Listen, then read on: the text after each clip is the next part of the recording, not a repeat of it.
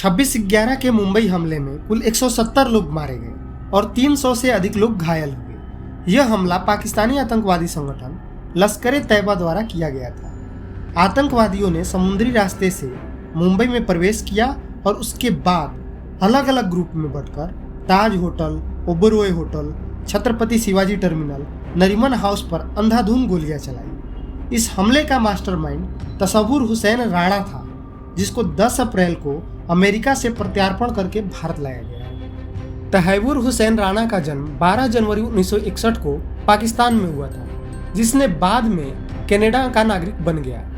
पाकिस्तान में वो पेशे से एक पूर्व पाकिस्तानी आर्मी डॉक्टर था और बाद में कनाडा और अमेरिका में व्यावसायिक बन गया। उसने अमेरिका में इमिग्रेशन सर्विस कंपनी शुरू किया था।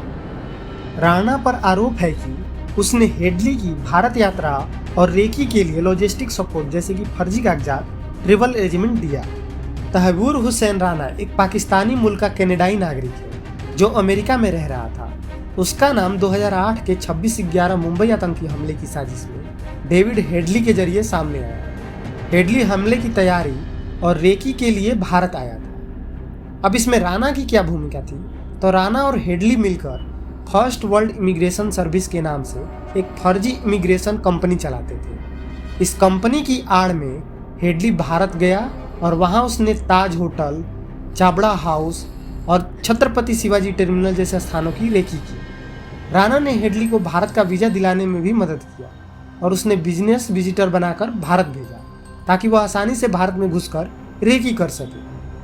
डेविड हेडली 26/11 मुंबई आतंकी हमलों का एक केंद्रीय साजिशकर्ता था। उसका असली नाम दाऊद गिलानी था। वह आधा पाकिस्तानी और आधा अमेरिकी था, क्योंकि उसके पिता पाकिस्तान के डिप्लोमेट थे और मां अमेरिकी नागरिक थी और उसका जन्म भी अमेरिका में हुआ था। उसने अपना नाम बदलकर वेस्टर्न पहचान बनाई ताकि वह आसानी से भारत में और अन्य देशों की यात्रा कर सके। अमेरिकी नागरिक होने के कारण उसे वीज़ा मिलना आसान था। हेडली ने 2006 से 2008 के बीच भारत के कई चक्कर लगाए। लगभग 5 बार वो भारत आया और गया। उसने Taj hotel, Oberoi hotel, Leopold cafe, Chhatrapati Shivaji terminal और नरीमन हाउस की रेकी की। इन जगहों का वीडियो रिकॉर्डिंग और नस्खे लश्कर-ए-तैयबा को भेजे ताकि आतंकवादियों को सटीक जानकारी मिल सके। हेडली को पाकिस्तान में लश्कर-ए-तैयबा ने ट्रेनिंग दी थी। उसने ISI के अधिकारियों से भी मुलाकात की थी। हेडली हमले की तैयारी और योजना में तो शामिल था, लेकिन उसने खुद हमले में हिस्सा नहीं लिया। 26/11 के अटैक होने के बाद 2009 में डेविड हेडली को अमेरिका में गिरफ्तार कर लिया गया। उसने अमेरिकी एजेंसियों से डील की और सब कुछ कबूल कर लिया। बदले में उसे भारत या पाकिस्तान को नहीं सौंपा गया और अमेरिका में ही सजा सुनाई। डेविड हेडली को 35 साल की सजा सुनाई, जो अभी जेल में है और जिंदा है और अपनी सजा काट रहा है। तसव्वुर राणा का नाम डेविड हेडली के बयान के जरिए सामने आता है, जिसके बाद 2009 में अमेरिका में तसव्वुर राणा की गिरफ्तारी होती। लेकिन यह गिरफ्तारी डेनमार्क में अखबार हमले के साजिश में शामिल होने के मामले में होती, जिसके बाद 2011 में डेनमार्क मामले में अमेरिकी कोर्ट ने दोषी ठहराया।